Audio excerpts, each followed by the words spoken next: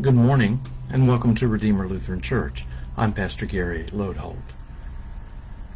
At the end of July, Nan was sent by her work to a conference in Charleston. It was a multi-day event, and Nan asked if I could go along to be with her. I wouldn't be attending the conference, but we would have some time together. Well, she's done that a lot with me, so I certainly could do it with her. On one of the evenings, we went out to eat some seafood at one of the more popular restaurants. We enjoyed our meal, and then as we left, we passed by a window, and behind the window you could see the kitchen and the cooks furiously preparing meals inside. We were walking down the street when suddenly I noticed I was walking alone. I turned around and saw Nan at the window.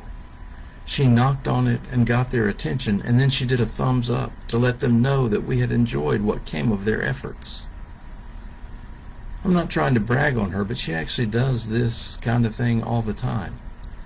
In fact, if we go to a fast food place, or at least when we could go inside before the pandemic, every time as we leave, she goes back up to the counter, and if she can't speak directly to the cook, she asks the counter person to tell the cook how much we enjoyed our meal. There's not enough of that in our world.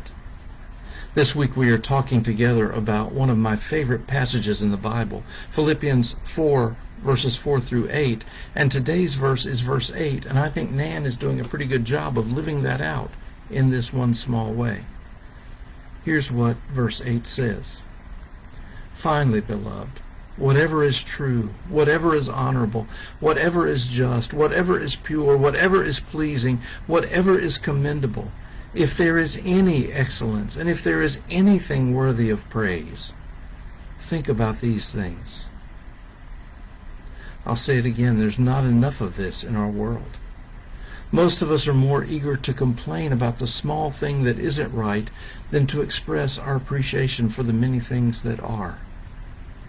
To use the restaurant example once more, even if the food wasn't to our liking, we can still appreciate and be thankful for their effort at putting it together. That's not the way we tend to operate. I always try to remember what Mark Twain once said, "Any fool can criticize and complain, and most of them do." Can you imagine our world if we did focus on the good instead? Imagine if we paid attention to what was good and true and right and honorable. Imagine if we spent our time looking for anything worthy of praise and then responded to that. Our world would be transformed. And it isn't limited to restaurants either. I'm sure you get that point. In all areas of life, we can dedicate ourselves to looking for the excellence and to express our appreciation where we can.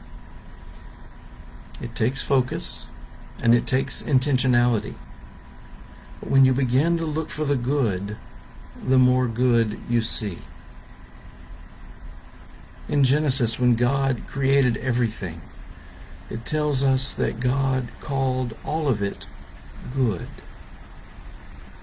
Maybe we should too.